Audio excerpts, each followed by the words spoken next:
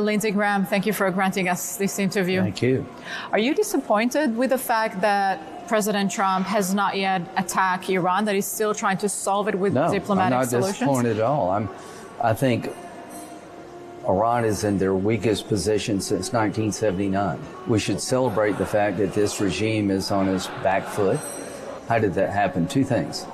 After October the 7th, the Israeli people, through the IDF and other organizations, tried to make sure never again had meaning. And Israel, along with the United States, have tremendously weakened the Iranian regime. Without October the 7th, this wouldn't have happened. They've gone after their proxies in an unprecedented way, Hamas, Hezbollah, the Houthis. The second thing is that the people of Iran have decided to end their oppression. They've gone to the streets. They've been slaughtered in the streets, but they still come. So this moment is magic. It won't last forever. And President Trump said help is on the way. So he did two things. When asked by the world press, what should the protesters do? He said, keep protesting and help is on the way. Well, Ronald Reagan went to the Berlin Wall. He didn't say, could you make it lower? He said, tear it down.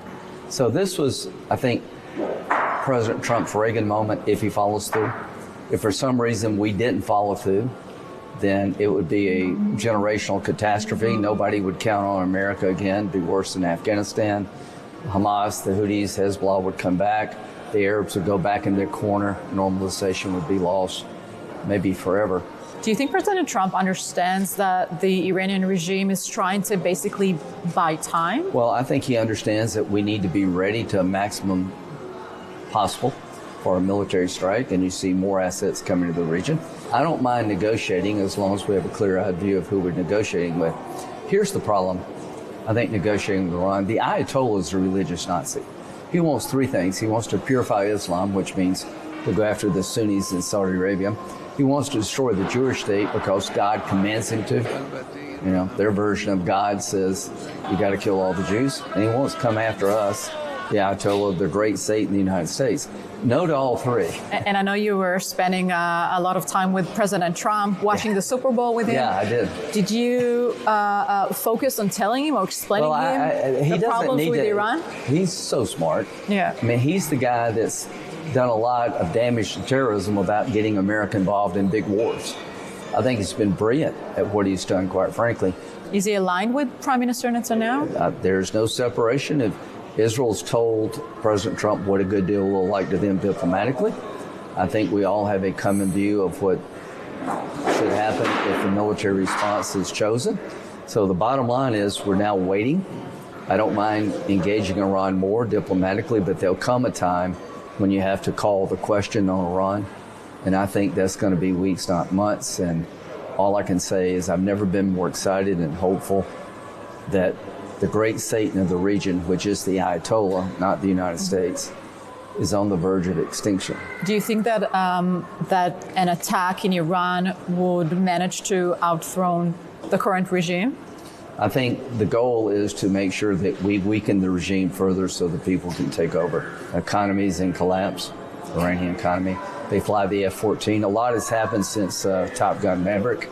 That's made in the 80s. So Iran does have a lot of ballistic missiles, short and long range. They can hurt our soldiers, but you got to take some risk. I think the risk of supporting regime change, helping the people, is far less than the risk of pulling the plug, promising relief, and it never showed up. That's generational damage. So can they hit our bases? Yes. Is the risk worth it? Yes. If you can get rid of the largest state sponsor of terrorism who has American blood on its hands and the entire terrorist network collapse when the mothership Iran goes down, it's worth the risk. As to the soldiers taking this risk, they'll be the first to tell you, let's do it. I'm curious to ask you about what is happening now in the Gaza Strip. We're usually hearing President Trump giving deadlines, and at the moment, I think you'll find a more of a deadline approach to disarming Hamas. They're never going to disarm unless somebody makes them. No one in the region is going to come take their weapons away except Israel.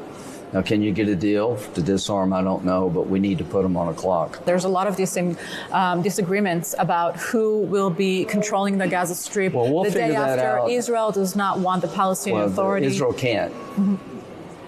occupy the Gaza Strip successfully. It's going to take the Arabs. It's going to take the United Arab Emirates and Saudi Arabia with their capability, their money, to come and build a new Gaza, to teach children not to kill Jews, teach them to embrace tolerance.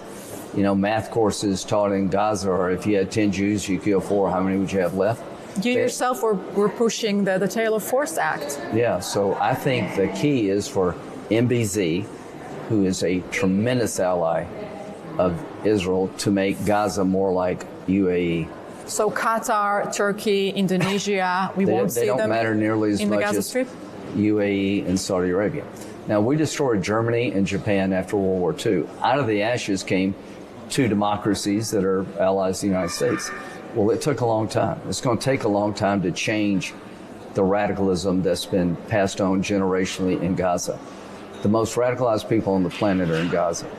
And it's going to take a while, but the people who do that are Arabs who feel like that Hamas and Hezbollah and the Houthis offer nothing but darkness, and there are plenty of them. So this region is on the verge of major change. If the Iran Ayatollah goes down, I think a lot of the networks supporting terrorism would go down too. The biggest change in 1,000 years. Senator Lindsey Graham, thank you so much. Thank you. Make Iran great again. Thank you. Thank you. Ken, make Iran great.